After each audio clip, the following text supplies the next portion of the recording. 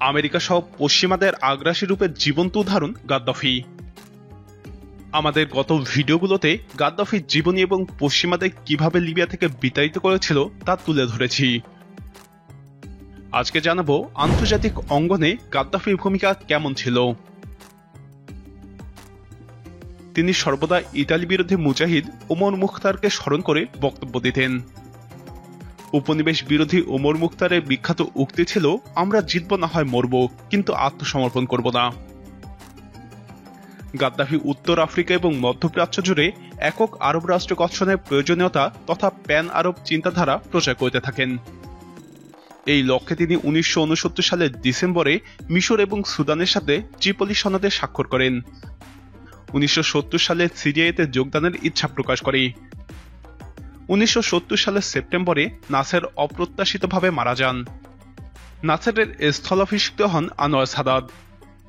তিনি একীভূত আরব রাষ্ট্র গঠনের পরিবর্তে আরব রাজ্যগুলোকে একটি ফেডারেশন তৈরির ধারণা দেন। 1972 সালের ফেব্রুয়ারিতে গাদ্দাফি এবং সাদাত একীভূত হওয়ার সনদে স্বাক্ষর করেন, কিন্তু তা কখনোই বাস্তবায়িত হয়নি। 1971 সালে লিবিয়া মাল্টাকে অনুরোধ করেছে মাল্টা যেন ন্যাটোর সামরিক ঘাঁটি উৎখাত করে।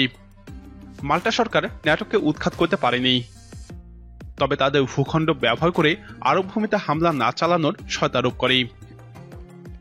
গাদ্দাফির ক্রমাগত চাপে মাল্টা 1980 সালে ব্রিটেনের বিমান ঘাঁটির চুক্তি আর নবায়ন করেনি। গাদ্দাফি ফ্রান্স এবং সোভিয়েত ইউনিয়ন থেকে অস্ত্র ক্রয় শুরু করে। এতে আমেরিকা ক্ষেপে যায়। ইসরায়েলকে সমর্থন দেওয়ার কারণে তিনি আমেরিকার তীব্র সমালোচনা করতেন। তিনি ফিলিস্তিনিদের জন্য সকল সুবিধা উন্মুক্ত রাখেন। ইসরায়েলের বিরুদ্ধে অবিরাম যুদ্ধ চালানোর জন্য 1970 সালে তিনি জিহাদ তহবিল চালু করেন। 1972 সালের জুন মাসে তিনি ইসরায়েল বিরোধী গেরিলাদের প্রশিক্ষণের জন্য নাসেরি স্বেচ্ছাসেবক কেন্দ্র গঠন করেন। তিনি ইয়াসির আরাফাত এবং ফাতাকে সমর্থন করতেন। পরবর্তীতে আরাফাতের সাথে তার সম্পর্কের অবনতি হয়েছে, তারপরও তিনি অধিকতর সহিংস পদক্ষেপের আহ্বান জানান। তিনি ফিলিস্তিনের মিলিশিয়াদের সমর্থন করতেন। তিনি ব্ল্যাক সেপ্টেম্বরকে অর্থায়ন করেন, যারা 1972 সালে মিউনিখ অলিম্পিকে ইসরায়েলি ক্রীড়াবিদদের হত্যা করেছিল।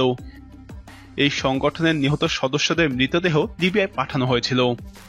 গাদ্দাফি তাদের মৃতদেহগুলোকে বীরোচিত সংবর্ধনা দিয়েছিলেন।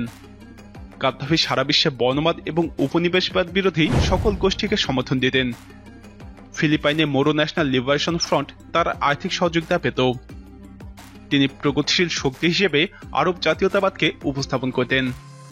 প্যান আরব রাষ্ট্র গঠনের পক্ষে মত দেন, যা ইসলামী এবং তৃতীয় বিশ্বকে নেতৃত্ব দিবে। প্রিয় দর্শক, গাদ্দাফির আন্তর্জাতিক নীতি কেমন ছিল বলে আপনি মনে করেন? আপনার মতামত কমেন্টে জানান। নিয়মিত এরকম ভিডিও পেতে আমাদের চ্যানেলটি সাবস্ক্রাইব করে আমাদের সাথেই থাকুন।